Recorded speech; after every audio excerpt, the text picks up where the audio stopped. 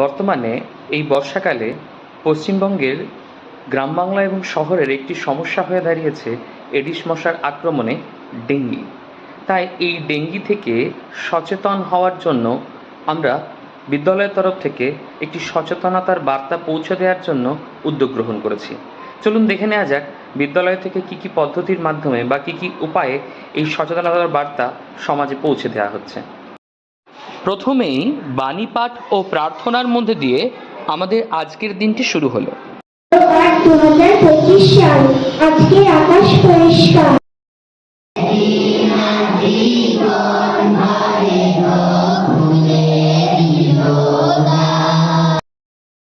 এবার শিক্ষক মহাশয় ডেঙ্গু সচেতনতা সম্পর্কে কয়েকটি কথা তুলে ধরলেন ছাত্রছাত্রীদের সামনে। প্রতি বছর বর্ষাকালেই হয় এই ডেঙ্গু সম্বন্ধে সচেতনতা র্যালি বলিস, যাই কিছু বলিস, কারণ বর্ষার জল। এবার দেখা যাচ্ছে ছাত্রছাত্রীরা বিদ্যালয় থেকে পাড়াতে র্যালির জন্য বেরিয়েছে।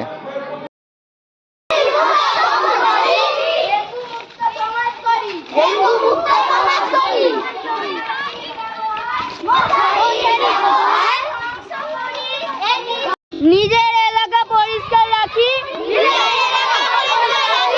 ডেঙ্গু থেকে সবই বাঁচি। এবার দেখা যাচ্ছে একদল ছাত্র বিদ্যালয় থেকে বেরিয়েছে মশার লার্ভা ধ্বংস করার জন্য ব্লিচিং এবং এই জাতীয় অন্যান্য জিনিস পরিবেশের নোংরা জায়গায় ছড়িয়ে দেওয়ার জন্য।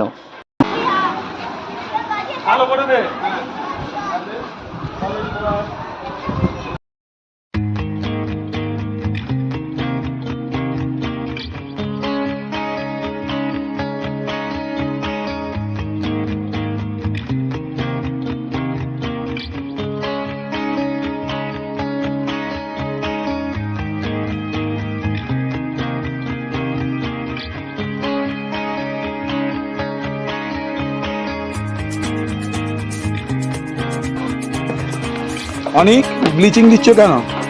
যাতে ডেঙ্গু বিভিন্ন বাজে পোকামাকড় মারা যায়।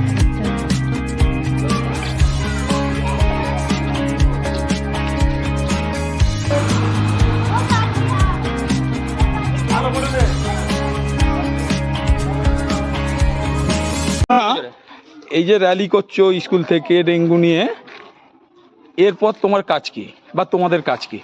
এরপর আমাদের কাজ হলো সবাইকে সচেতন করতে হবে যেন জমানো জল যেন এখানে সেখানে না দেখা যায়। আর মশা, এর জন্য মশা মানে ডেঙ্গু মশা ডিম পাড়তে পারে এবং সেই ডিম এই যে ব্লিচিং দিচ্ছ কেন দিচ্ছ? যাতে বিভিন্ন বিষাক্ত পোকামাকড় যাতে মারা যায়, তাই ব্লিচিং দিচ্ছি। একটু জোরে দিয়া বলো তো যে ডেঙ্গু হলে কি করে বুঝবে?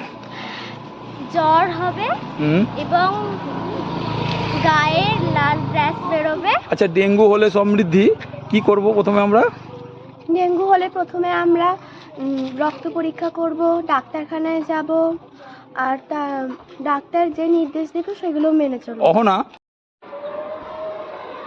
এভাবেই ডেঙ্গুকে কেন্দ্র করে সমাজ সচেতনতামূলক প্রচারের মধ্যে দিয়ে এবং সমাজ সচেতনতামূলক কাজের মধ্যে দিয়ে আজকের আমাদের অ্যাক্টিভিটির শুভ পরিসমাপ্তি হলো।